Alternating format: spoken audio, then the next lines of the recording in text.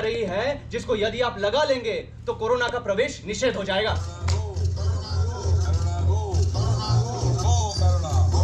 Vaccine आ गई भाव, अरे वैक्सीन आ गई, वैक्सीन आ गई।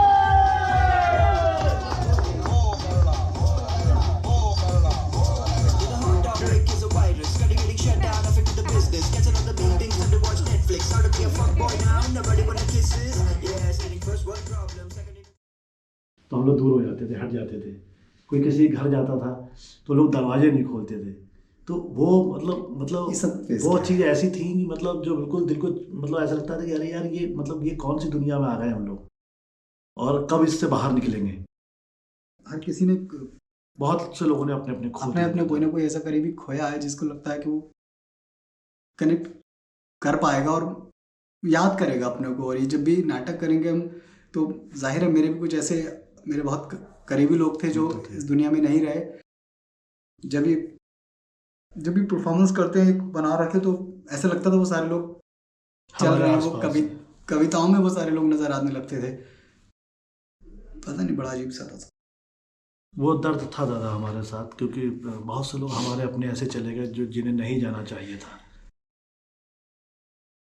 अब तो तारीखें, समय, हम सब बदल रहे हैं, सब बस चल रहे हैं और ठीक पीछे पीछे वायरस। मुड़कर देखना नहीं, एक रोज ये थक जाएगा और हमें एहसास हो जाएगा, तब मुड़कर देखना। जब ये नाटक पहली बार हमें मिला और हम पढ़ रहे थे तो बहुत कुछ था इसमें। इनफैक्ट पहली रीडिंग में मुझे ये आइडिया मिल गया था कि ये नाटक में कंटेंट बहुत है और ग्राफ बहुत लेयर्स में है। एंड उसी से हम लोगों ने फिर नाटक में बहुत सारे कुछ एपिसोड्स थे, उनमें से हमने चुना कौन सा होगा। चुना नहीं, एक्चुअली वो प्रोसेस में देखा गया कि कौन सा हम रख के वो स्टोरी का ग्राफ बनाए, कैरेक्टर का ग्राफ बनेगा। और बहुत चीज़ें जो थी, चीज़ें रखी गई, चीज़ें हटाई गई, चीज़ें ऐड की गई, ऐसे करके फिर बना। उस हिसाब से फिर कैरेक्टर ऐसा हमको जो भी मिला था पहला, वो उस तरह से रहा नहीं। सो फर्स्ट रीडिंग में जो मिला था वो प्रोसेस में बदल गया। सो ये है कि बाकी जो भी मैंने अभी तक किया है या मेरे अनुभव में जो है उसमें हम स्क्रिप्ट पे काम किए हैं, हालांकि डिवाइस भी किए हैं बहुत सारे out of an idea. But इसमें कैरेक्टर हमको पहले तो मिल रहा था, मेरे पास एक आइडिया है कि ये कैरेक्टर है कौन, बट इसमें फिर लेयर्स क्या क्या है वो ओरिजिनल स्क्रिप्ट से भी ज़्यादा प्रोसेस में फिर डेवलप होती गई। और इसी तरह ये प्रोसेस डिफरेंट था कि हर बार हर दिन कुछ नया उसमें ऐड करना और नई चीज़ों से उसको संवारना। वो कंप्लीट एक प्रोसेस, मतलब कंप्लीट होना, ये मैं कह नहीं सकता कि ये कैरेक्टर इस वक्त कंप्लीट हो गया था, ऐसा नहीं था। रोज ऐड होते होते होते होते कुछ कुछ मिलता गया, ऐसा था।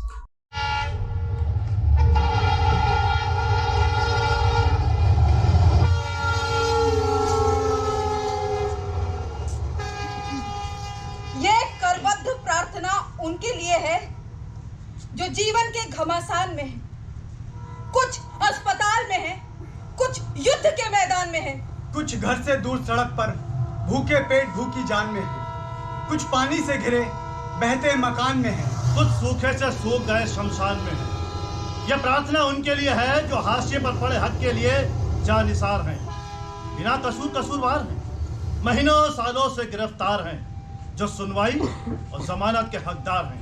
पर हवा, पानी और खुले आसमान के भी कर्जदार हैं। इनके लिए कौन लड़ेगा, सुनेगा, पढ़ेगा? इन्हीं के न्याय के लिए यह अंतिम प्रार्थना है। इन्हीं के न्याय के लिए यह अंतिम प्रार्थना है। इन्हीं के न्याय के लिए यह अंतिम प्रार्थना है।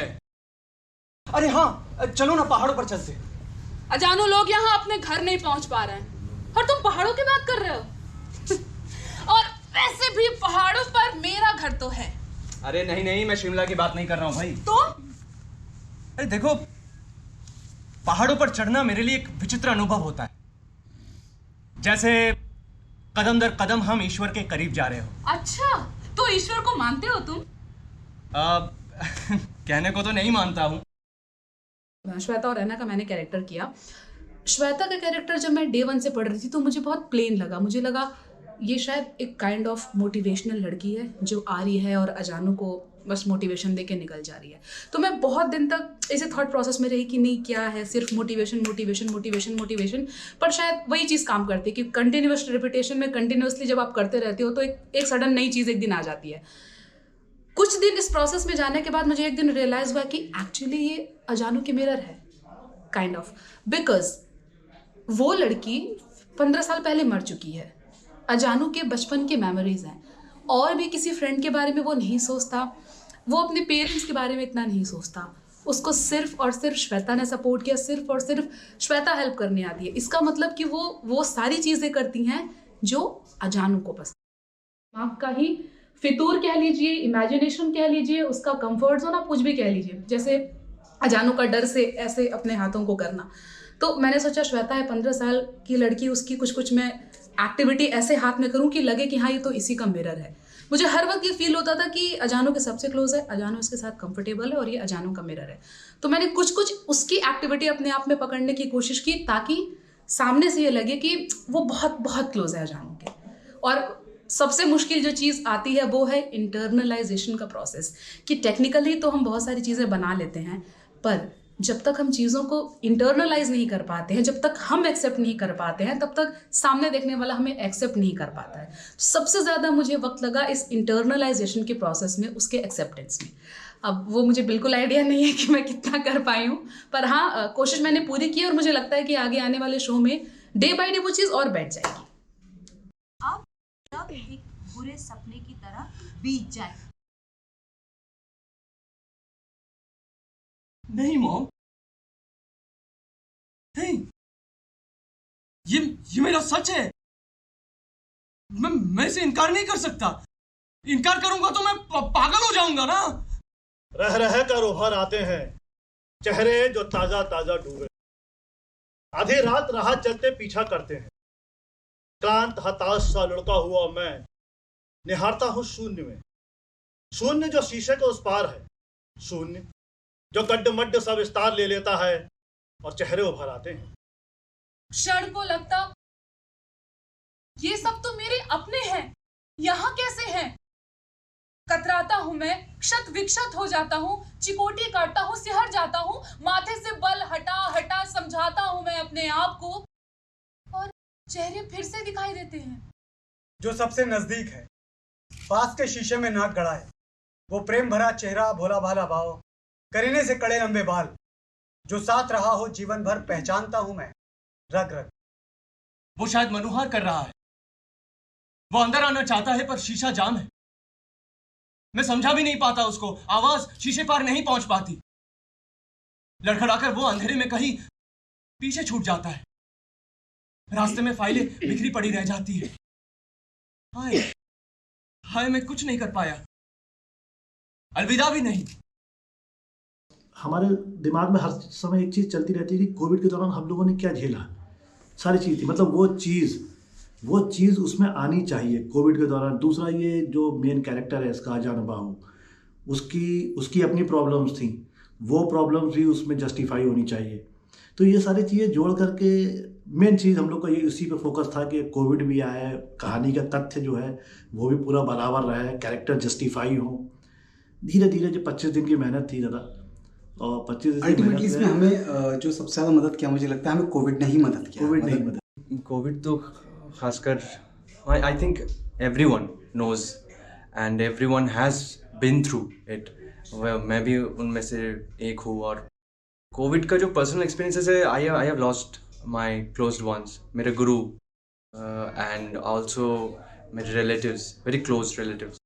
सो उसमें से इसमें जो लेयरिंग है उसको बैलेंस करते समय हम लोग इस बात पर ध्यान रखें कि एक्चुअली हमें बैलेंस ढूंढना है कोरोना और इस कैरेक्टर के पर्सनल जर्नी को भी। हम बीते हुए के बारे में सोचते हैं और पछताते हैं कि उसे बचाया जा सकता था, पर जो बीत गया उसे स्मृतियां नहीं बचा सकती।